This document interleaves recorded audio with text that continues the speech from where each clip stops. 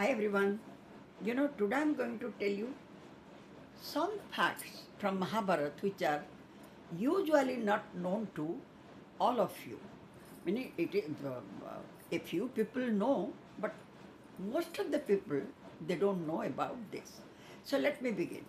Sahadev was the youngest Pandava. He had an excellent quality that he could see the future, present, past, everything. He could tell beforehand what will happen in future. But only one thing, if he will not be asked, then he won't open his mouth. On behalf of himself, he was not going to say anything. So, one day when he realized that he had this divine power, he was running to tell everything about this to King Yudhishthir, to his brothers. Actually, he knew that Mahabharata will be there and all these kings will be killed and Abhimanyu will be killed and all the Kauravas will be killed. So, and there will be a disaster. Everything he knew, but he was asked not to forecast anything until and unless he was asked for. And when Sahadev realized his own quality, he was ready to speak, he was going to say about this to his brothers. But on the way, he was just stopped by a Brahmin. And the Brahmin said, "Oh, Prince, don't try to say about this. Just you know that you can tell the future, but keep it with you. If you want to say, and if you in future also, if you will say this thing to your brothers or to anyone, then you will die." As he was warned by the Brahmin, Sahadev then stopped and he didn't say anything. But yes, his brothers, in due course of time, they knew that Sahadev had a vision, divine vision, by which he could say what will happen in future. Anyways, even for this reason, there is, in one time, Sakuni advised Duryodhan that, "O king, O Duryodhan, go and ask Sahadev about the Abhijit Muhurt. I mean, it's a good time where the war should be started." And Duryodhan, as per his Mamaji's advice, came to Sahadev.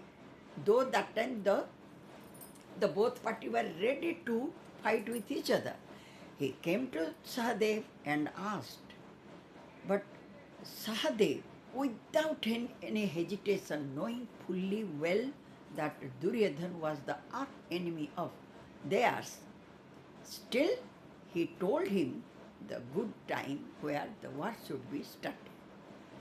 And yes, when Arjun was in exile, then Lord Krishna came to know that the third Pandava was not there and he had gone to, he was exiled, self-exiled. So that is why he came to Sahadev and then he asked about Arjun. That time even Sahadev told him, "Oh Lord, Arjun is now in Manibhadra mountain and right now he is sharpening his arrow." And this story is written in Sarala Mahabharata. I have never seen it in Vyasa Mahabharata.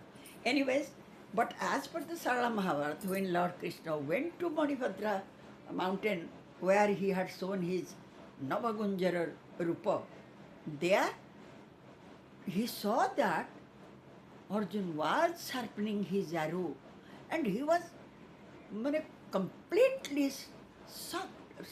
surprised. He couldn't believe how sharp was Sahadev and how true he could speak. Anyways, then he met Arjun there. Now, the other thing, even Nakul was also expert in sword fighting and some horse riding, sword fighting. He was expert. But sometimes, you know, uh, Sahadev, as he could forecast everything, his only one quality, as I told you, without being asked, he was not opening his mouth. And yes, there is one interesting fact which you don't know, that is about the two Kaurava brothers, Yuyusu and Vikarna. You remember when in Sabha Parv, Draupadi was dragged by Dusasan and she was insulted by Dusasan and other Kauravas. That time, Vikarna was the only Kaurava who couldn't tolerate, and he stood in the Sabha itself and denounced the work, the action of Dusasana. And even he openly praised the five Pandavas and Draupadi too.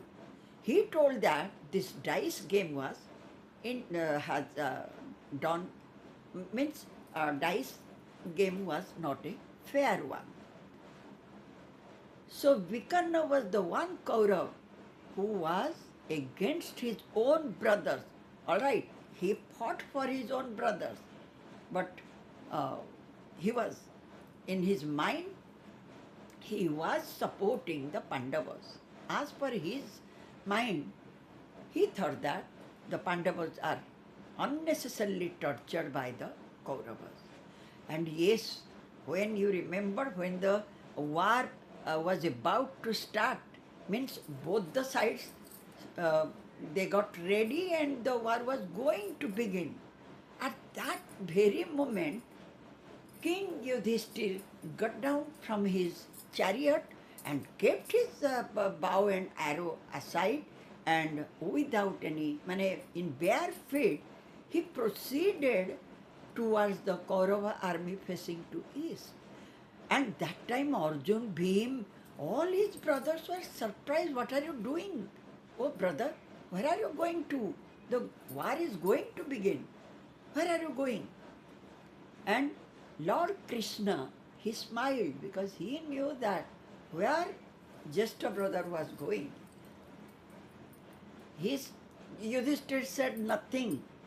He kept on walking, and at last Bhima and Arjun, they all the brothers, they followed him, and ultimately King Yudhishthir reached at Pitamaha Bhisma, and holding his feet, he bowed down his head on his feet and said, "Kyo Pitamaha, just give me the permission to start the war."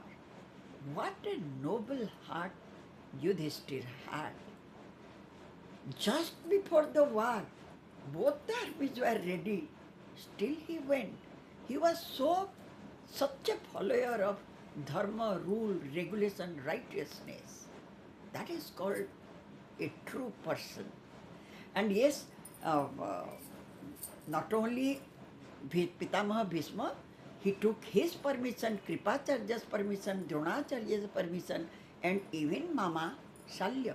Shalya was their own mama, Nakul and Sahadev's own mama. Anyways, so this is Yudhishthir. So Sahadev, knowing fully well everything, kept quiet. He knew that the ultimate consequence of Mahabharata was miserable. As you know, when just before the war, King Yudhishthir announced, anybody who wants to join with us, they are most welcome to our group. And you know who came to him? From Kaurava side, Yuyutsu immediately came from Kaurava side and joined with the Pandavas, and he fought for the Pandavas only. So these are a few interesting facts which most of the people do not know. I don't know exactly whether they know it or not, but I felt these are beautiful incidents.